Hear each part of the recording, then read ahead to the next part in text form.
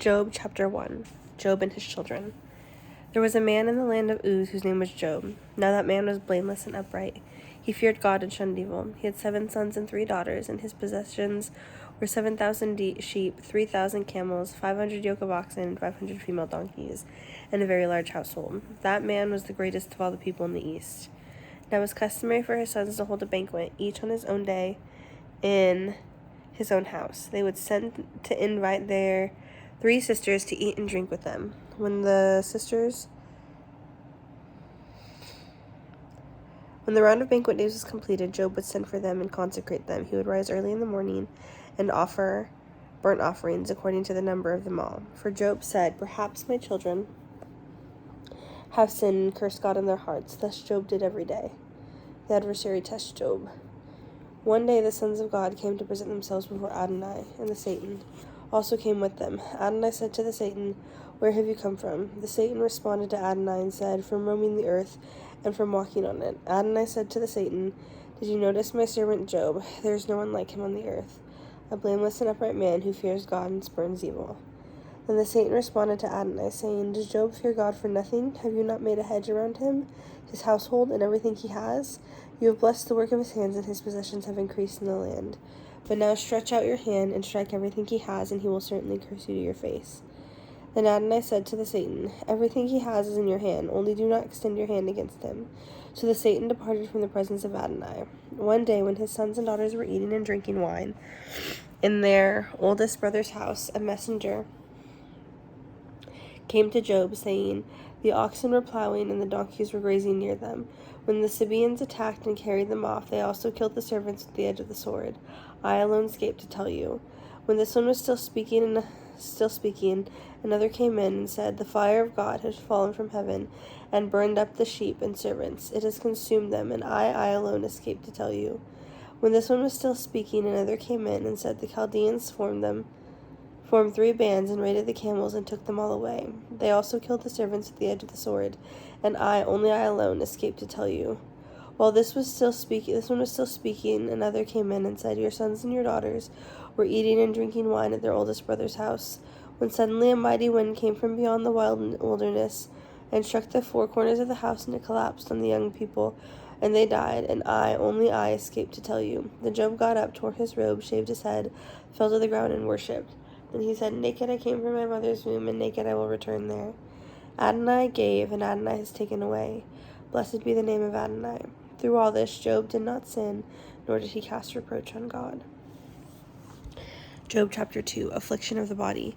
Again, the day came when the sons of God came to present themselves before Adonai, and the Satan also arrived among them to present himself before Adonai. Adonai said to him, "Where are you coming from?" The Satan answered Adonai, "From roaming the earth and from walking on it." Then Adonai said to the Satan, "Have you noticed my servant Job? For there is no one like him on the earth, a blameless and upright man who fears God and spurns evil, and he still holds firmly to the integrity, though you incited me against him to ruin him without any reason." The Satan replied to Adonai, saying, "Skin for skin, a man will give up all he has for his own life. But now stretch out your hand and strike his bone and flesh, and he will certainly curse you to your face." Adonai said to the Satan, "Very well, he is in your hand, only spare his life." So the Satan departed from the presence of Adonai and afflicted Job with painful boils, from the sole of his foot to the top of his head. He took a piece of broken pottery to scrape himself while he was sitting among the ashes.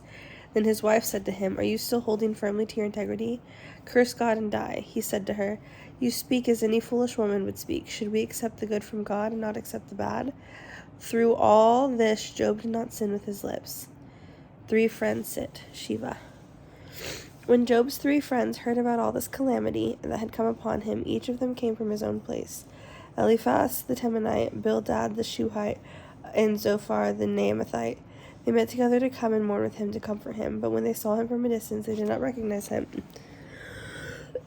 and they raised their voices and wept. Each one tore his robe and threw dust into the air onto their heads. Then they sat with him on the ground for 7 days and 7 nights. No one spoke a word to him, because they saw that his pain was very great. Job chapter 3. Job curses his own birth. After this, Job opened his mouth and cursed his day. But Job answered and said, "May the day I was born perish, and the night that said, a man is conceived. That day may be darkness, may be God above, not regard it, may no light shine on it. May darkness and deep gloom reclaim it, may a loud cloud settle over it, may whatever blackens the day terrify it. That night may thick the darkness seize it, and may it not be included among the days of the year, nor be entered among the number of months. Indeed, may that night be barren, may no joyful shout enter it, may those who curse the day, those ready to awaken Leviathan. May its morning stars be darkened, may its hope for light, but have none. May it never see the eyelids of dawn, for it did not shut the doors of the womb on me, nor did it hide trouble from my eyes. Why did I not die at birth, and expire as I exited the womb? Why did the knees welcome me, and breasts that I might nurse? For now I would be lying down in quiet, I would be asleep and at rest with kings and counselors of the earth, who built for themselves places now desolate with princes who had gold, who filled their houses with silver. Or why was I not hidden like a stillborn, like infants who never saw light? There the wicked ceased from turmoil, and there was the weary who are at rest. Prisoners are at ease together, they do not hear the voice of the taskmaker. Small and great are there, and slave is free from his master. Why is light given to one who suffers, and life to the bitter soul, to those who long for death, but it does not come, who dig for it more than for hidden treasures, who are filled with gladness and rejoice when finding the grave? Why is light given to a man whose way is hidden, and whom God has hedged in? For my sighing comes instead of my bread, and my groans pour out like water. For the thing I dreaded has come upon me, and what I feared has happened to me. I have no ease, no quietness, I have no rest, but turmoil came. Job chapter 4. Eliphaz, God is righteous. Eliphaz the Temanite responded and said, If one attempts a word with you, will you become impatient? But who can keep from speaking? Behold, you have instructed many, you have strengthened weak hands. Your words have supported those who stumbled and strengthened buckling knees. Yet now it has come to you, then you are discouraged. It strikes you and you are dismayed. Is not your piety, your confidence, the integrity of your ways, your hope? Reflect now, who, being innocent, ever perished? And where were the upright destroyed? As I have seen, those who plow iniquity and sow harm reap them. By the breath of God they may perish, by the blast of his anger they vanish. The lion may roar and the cub growl, but the teeth of young lions are broken. The mighty lion perishes for the lack of prey, and the lioness cubs are scattered. Testimony of an accusing spirit. Now a word was secretly brought to me, and my ear caught a whisper of it. Amid unsettling visions in the night, when a deep sleep falls on men, dread and trembling seized me, and made my bones shake. Then a spirit brushed over my face, and the hair on my flesh stood on end. It stood still, but I could not recognize its appearance. A form was before my eyes, and I heard a murmur, a voice. Can a mortal be righteous before God, or a man pure before his Creator, if he puts no trust in his servants, and accuses his angels of error? How much more those who dwell in the house of clay, whose foundation is in the dust, who are crushed before the moth, from morning until evening. They are beaten into pieces, unnoticed, they perish forever. Is not their tent cord pulled out, so that they die without wisdom? Eliphaz, chapter 5. Job 5. Cry out now, will anyone answer you? To which of the holy ones will you turn? For resentment kills a fool, and envy slays the simple. I myself have seen a fool taking root, but suddenly I cursed his dwelling. His sons are far from safety, and crushed at the gate, without a deliverer. The hungry consumes his harvest, taking it even from among thorns, and the thirsty pants after their wealth. For evil does not come from the dust, nor does trouble sprout from the ground. Yet man is born for trouble, as surely as sparks fly upward.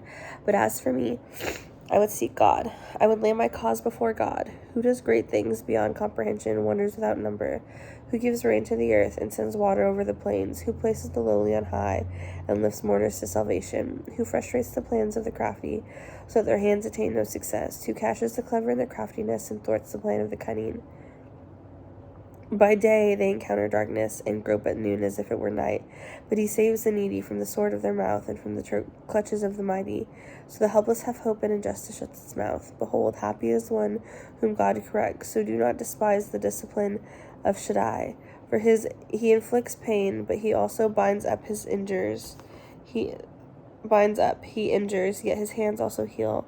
From 6 calamities he will deliver you. Even in 7 no harm will touch you. In famine he will redeem you from death, and in war from the power of the sword. You will be hidden from the lash of the tongue, and not fear when violence comes. You will laugh at violence and famine, and will not fear the beasts of the earth. For you will have a covenant with the stones of the field, and the beasts of the field will be at peace with you. You will know shalom in your tent, and you will take a stock of your home and find nothing missing. You will know that your descendants will be numerous, your offspring like the grass of the earth.